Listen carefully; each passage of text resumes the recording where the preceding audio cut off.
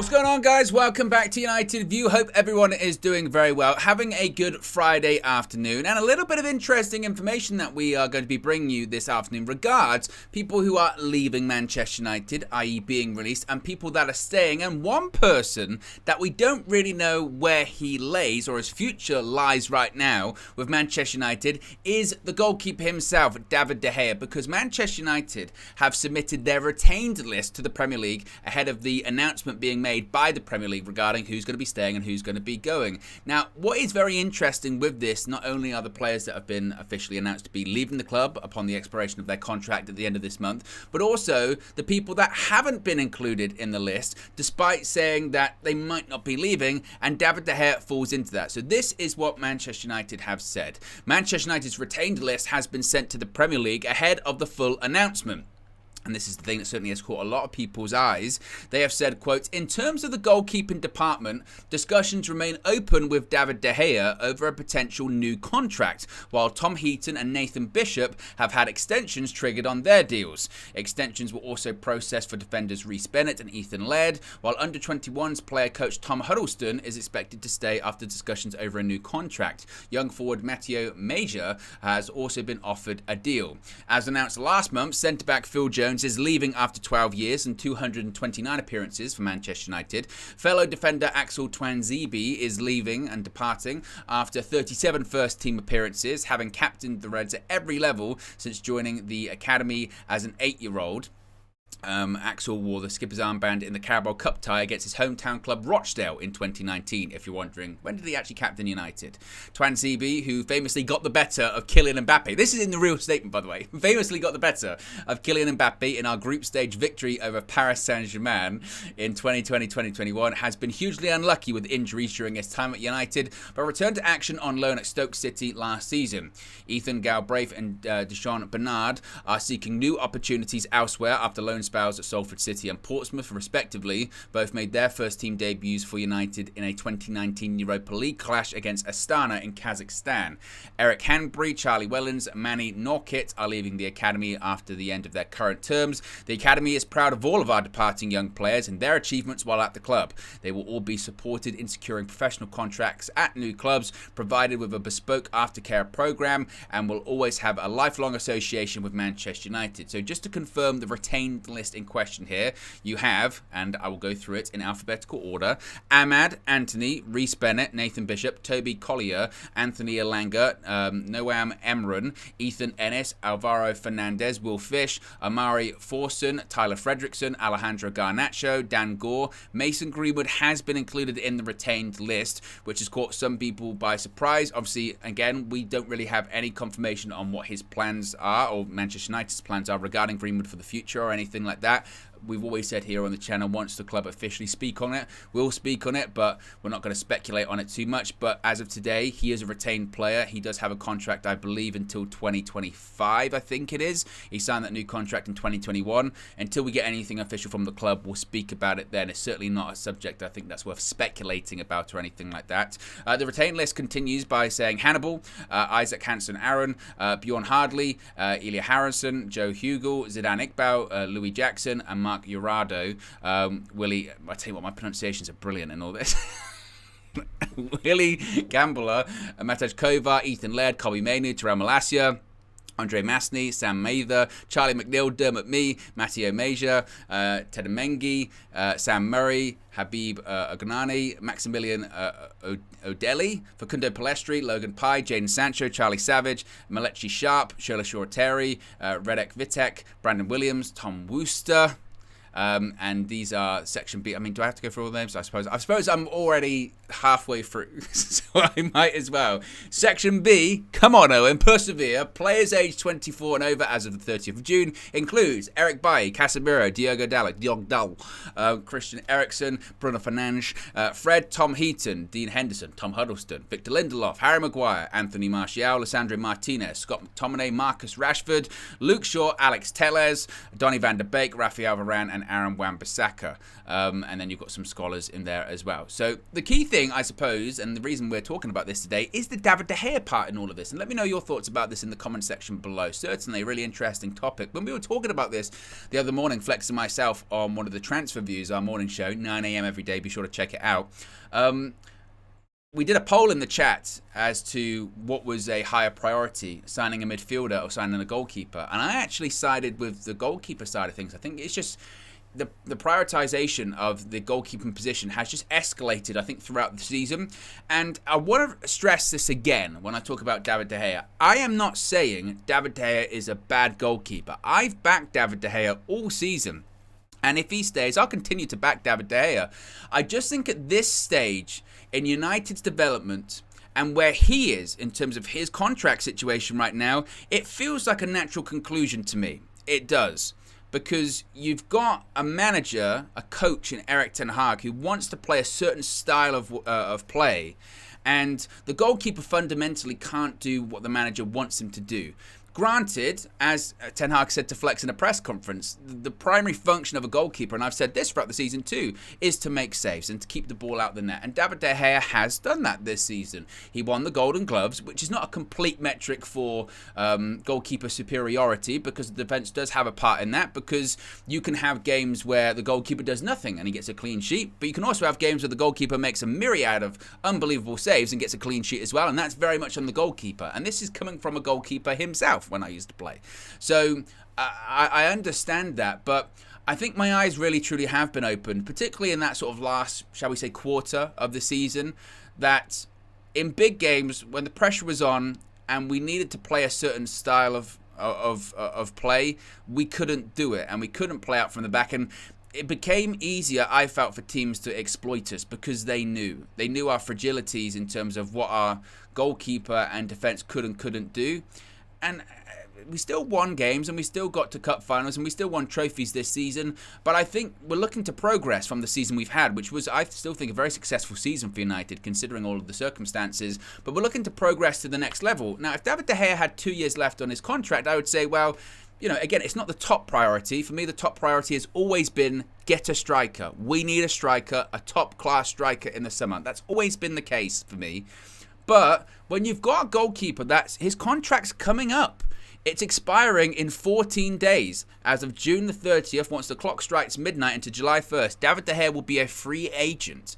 And there's a decision to be made here. And I think the statement that United have said is absolutely fascinating, because from all of the reports that have been put out there, it's just waiting on United and Erik ten Hag's sign-off as to whether or not they proceed with this deal for David De Gea.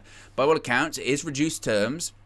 His current deal, particularly now that we've qualified for the Champions League once again, is up to £375,000 a week. He's one of the highest paid players in the world. He's, I think, the third highest paid player in the Premier League, highest paid goalkeeper in the world as well. And are you getting value for money on that contract? No. And United are aware of that, so they're trying to reduce him down. We don't know to what, but by all accounts, David De Gea has accepted a pay cut in that. In addition to that, Erik ten Hag has given him no reassurances that he's going to be the number one goalkeeper for Manchester United, right? I can't guarantee you're going to be my number one. And De Gea, by all accounts, seemingly has accepted that. So what are we waiting for here? What's the hold-up? Because it's clearly not on the players' end of things. It feels like, as United say, discussions remain open with David De Gea over a potential new contract, what more needs to be discussed with De Gea? Because by all accounts, the player sides agreed to it. So when they say discussions remain open, is it really Ten Hag? My feeling is that Erik ten Hag, as of today, still is uncertain as to what he actually wants to do with the goalkeeping position at Manchester United. And it's a balancing act. We've seen this over the last few weeks, haven't we? Dean Henderson should be going to Nottingham Forest, but that's held up until they decide what they want to do with David De Gea in his future. Pursuits of possibly Diogo Costa, or today Andre Onana from Inter Milan, or whoever it may be, all hinges on what's going to happen with the goalkeeping position.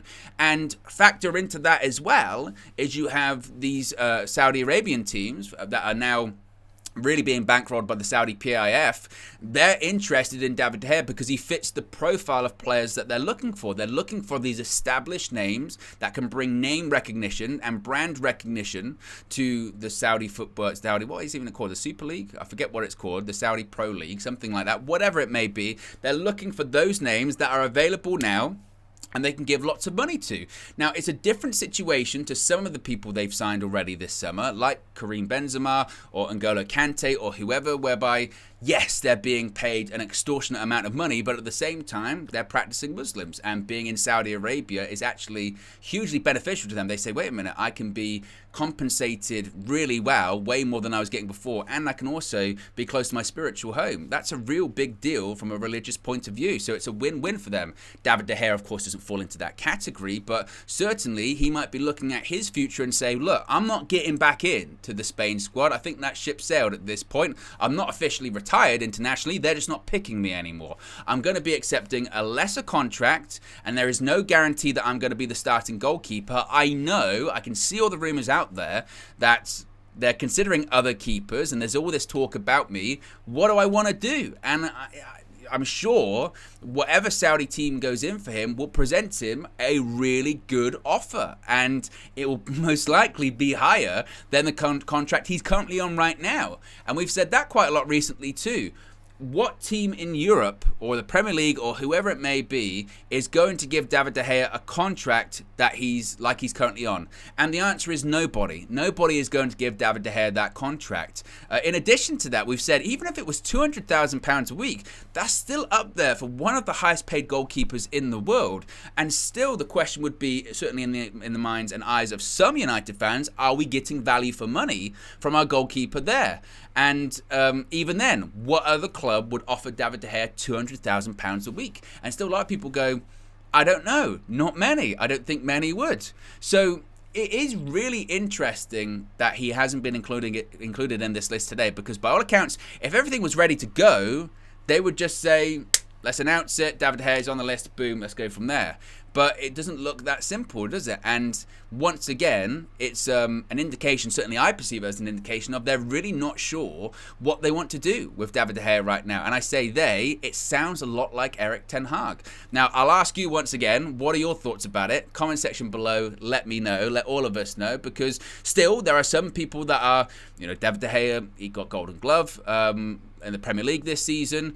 Actually, goals conceded was pretty much on a par with the likes of Arsenal or even the people below us, Newcastle, Liverpool. Our goals conceded wasn't the issue this season, and they're right, it wasn't the issue this season. The real crux and main issue was goals scored. That's why the priority for me, the key priority, is a goal scorer.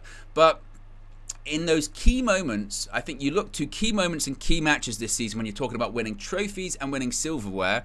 You can look to the Sevilla game away from home. You can look to the FA Cup final, and you can see errors from David De Gea. You can see games where we needed a calming presence at the back. We needed a better distribution model at the back. And it's sort of been, everything's kind of started to escalate, hasn't it? It's not just the distribution. The mistakes were made. And as I mentioned, because of the timing of it all, because of the proximity to the end of his contract, the priority for me does rise, because you say it feels like a natural conclusion. But it's a really interesting subplot and situation that's going on right now. Ultimately, as of right now today, Friday the 16th of June, I would still say I probably expect David De Gea to stay on reduced terms. And whilst he might not be giving the assurance of being the number one next season, I expect him to probably start in goal for United ultimately next season. But if we do sign, and I do expect us to sign a goalkeeper this summer, it might be, as I mentioned, that young up-and-coming backup keeper that pushes him. And maybe that's what Ten Hag's thinking. Again, you've got different schools of thought here. You've got one, I keep him, I sign a backup goalkeeper, that goalkeeper's better with his feet than De Gea, and he pushes him.